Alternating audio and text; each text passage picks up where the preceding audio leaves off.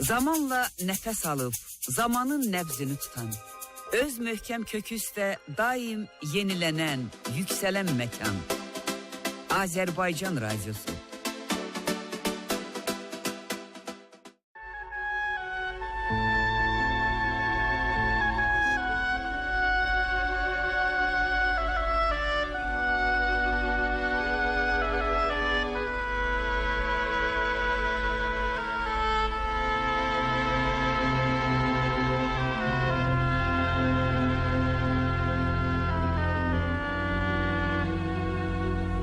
Yaddaş səhifələri, yaddaş səhifələri.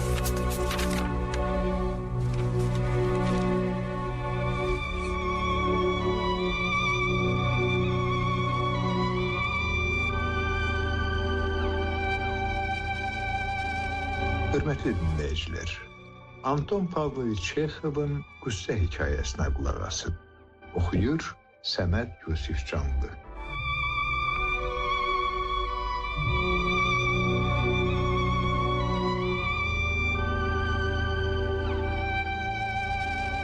Axşam torana qovuşmuşdu. İri sulu qar dənələri yeni yanmış fənərlər ətrafında tənbəl-tənbəl fırlanaraq nazik və yumşaq laylarla damların üstünə, atların belinə, adamların çiyinlərinə və papaqlarına tökülürdü. Faytonçu İona Patapov başdan ayağa xəyal kimi ağap baxdı. O canlı adamın əyilə biləcəyi qədər belini əyərək qozalada oturmuş və tərpənmirdi. Böyük bir qar qalağı üstünə düşsə belə, yəqin ki, onu öz üzərindən çırpmağı lazım bilməz. Onun azcığazı da ağ və hərəkətsizdir. Öz hərəkətsizliyi, biçimsizliyi və ağac kimi dümdüz ayaqları ilə bu at hətta yaxından baxanda belə bir qəpiyə satılan qoğal azcığazlara oxşuyur.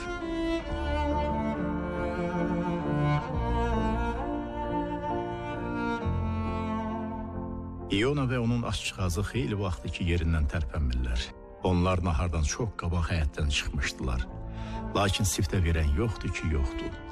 Budur, şəhərin üzərinə axşam toranı çökür.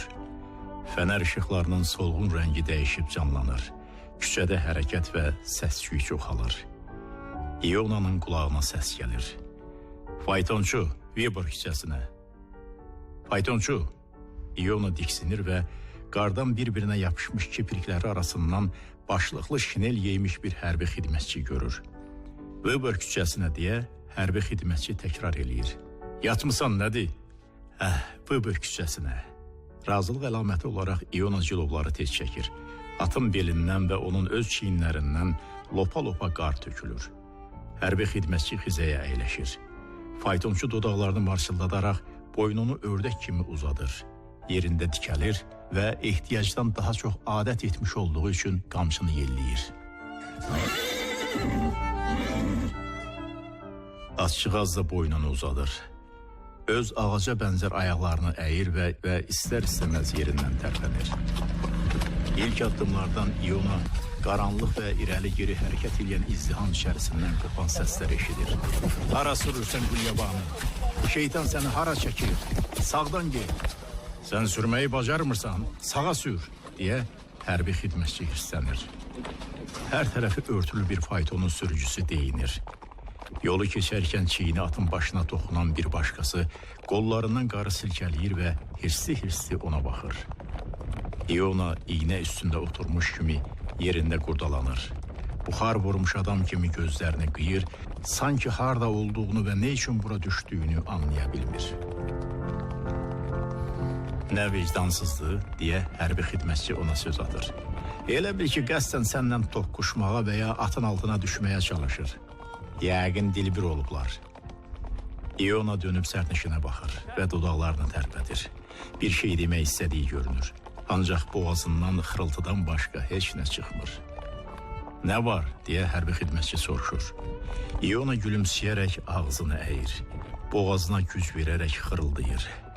Ağa, mənim bu həftə oğlum öldü. Nədən öldü? İona bütün gövdəsi ilə sərnişinə çevrilərək deyir. Kim bilir? Yəqin ki qızımadan 3 gün xəstəxanada yatdı. Sonra öldü. Allahın əmridir. Döndər iblis, deyə qaranlıqdan səslər eşidilir.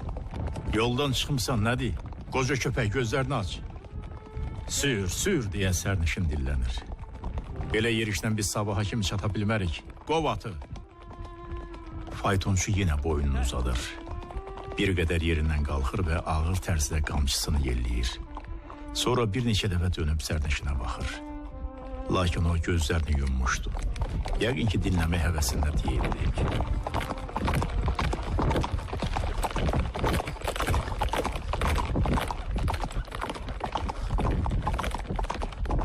İona Vıbır küçəsində sərnişini düşürüb, aşxana qabağında faytonunu saxlayır. Qozalada əyilir və yenə də tərpənməz olur. Sulu qar yenə də onu və açıqazı artmaqda davam eləyir. Beləcə 1-2 saat keçir. 3 nəfər cavan oğlan qaloşlarını bərkdən şappıldadaraq deyinə-deyinə səki ilə keçir. Onların ikisi uca boy və arıq, üçüncüsü isə balaca boy və qozbeldir. Faytonçu, polis körpüsünün yanına, deyə qozbel cingildili səslə çığırır. Üçümüzü bir Abbasiya. İona cilovları çəkir və ağzını marçıldadır. Bir Abbası o qədər də münasib qiymət deyildi. Ancaq indi o qiymətlərə baxmır. Onun üçün indi 1 manatla bir şahının fərqi yoxdur, təki sərnişin olsun.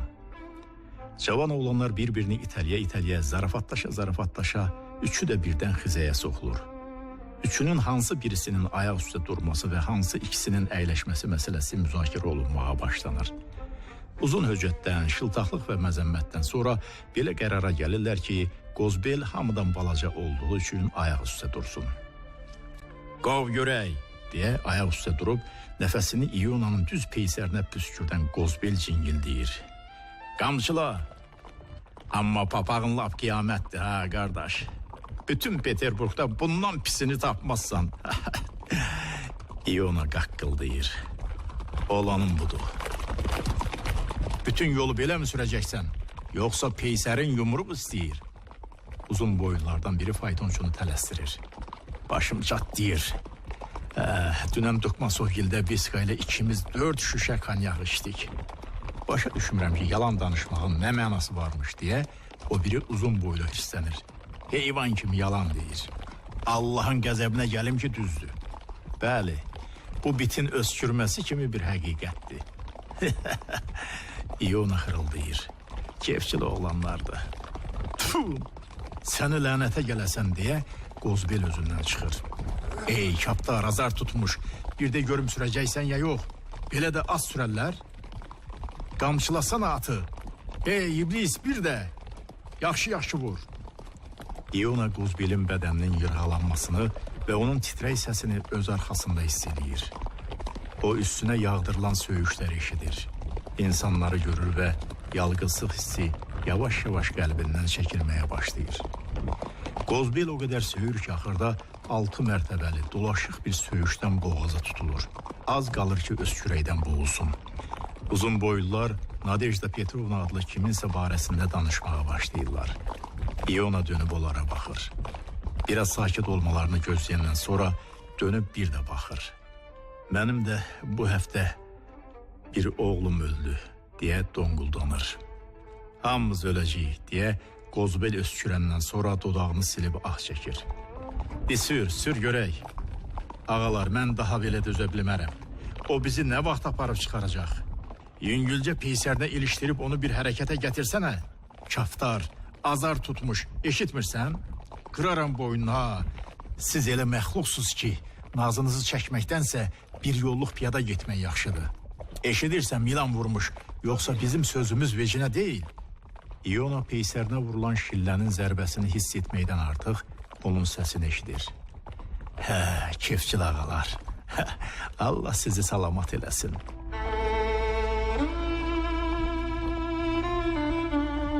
Faytonçu, sən evlisənmi, deyə uzun boylulardan biri soruşur. Mən mi? Kefçil ağalar, mənim arvadım indi qara torpaqdadır. Yəni qəbirdədir. Oğlum da təzə öldü. Mənsə sağam. Qəribə işdir. Ölüm qapını dəyişik salıb. Mənim yanıma gəlmə əvəzinə oğlumun üstünə gedir. İona oğlunun necə öldüyünü nağıl etmək üçün çevrilir. Lakin o sözə başlamamış Qozbel yüngülcə ah çəkir. Allah şükür, gəlib çatdıqlarını bildirir. İona abbasını alıb uzun müddət taullar qaranlıq darvazada gözdən itənə qədər bu avaraların dalınca baxır.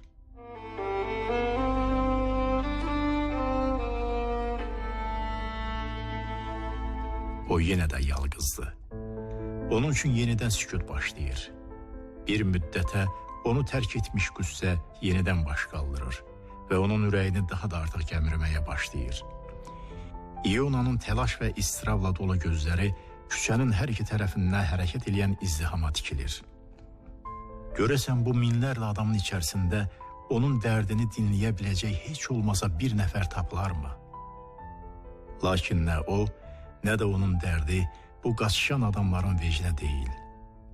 Onun niskili böyük və sonsuzdur.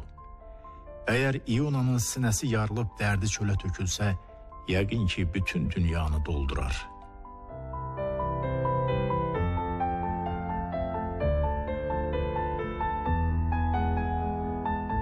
İona əlində bağlama olan dalanlara yürür və ondan danışmağa qərar alır. Əzizim, indi saat neçə olar, deyə soruşur. Onu işləyir. Burada niyə dayanmısan? Sür get. İona bir neçə addım irəliyə sürür. Belini əyir və yenidən fikrə gedir. O artıq insanlara müraciət eləməyi faydasız sayır. Ancaq 5 dəqiqə belə keçmədən kəskin bir ağrı hiss edən adam kimi belini düzəldir. Başını silkələyir və cilovları çəkir. Halı çox xarabdır. O daha tab gətirə bilmir. Həyətə doğru düşünür, həyətə. Sanki açcığaz da onun niyyətini duyaraq yoruğa qaçmağa başlayır.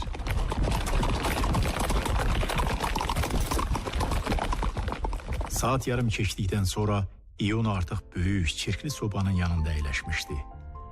Sobanın üstündə, döşəmədə, skamyaların üstündə cəmaat xorulduyur. Hava çox kəsif və bürküdür.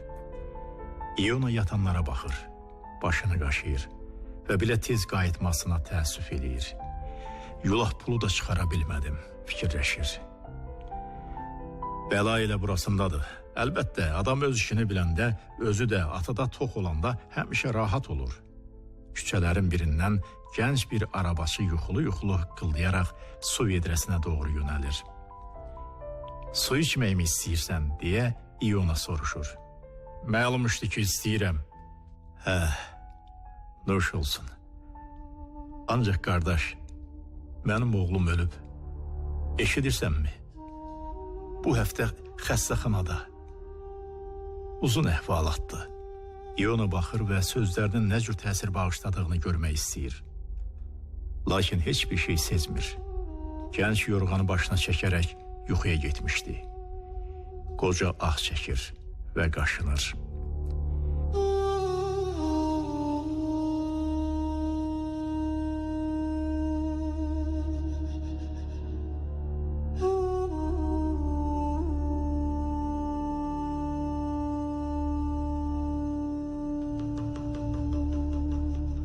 Gənc su içmək istədiyi kimi o da danışmaq istəyir. Lakin o hələ heç kəsə doyunca danışmamışdı.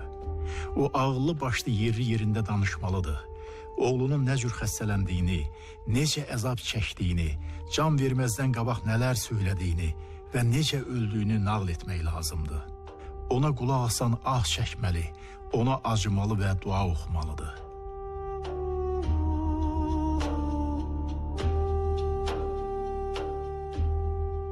Gedib ata baxmaq lazımdır. İona geyinib tövləyə, atının yanına gedir. Görüşürsən, deyə İona atının parıldayan gözlərinə baxaraq soruşur. Mən qocalmışam, daha sürə bilmirəm. Oğlumun sürmək vaxtı idi, mənim yox. Ondan əsil faytonçu çıxardı. Təki yaşayaydı. İona bir qədər susur, sonra yenə davam eləyir. Atçığaz qulağını şəkləyib gövşüyür və nəfəsi ilə sahibinin əlini sindirirdi. İona özünü unudur və hər şeyi ona nəql eləyir.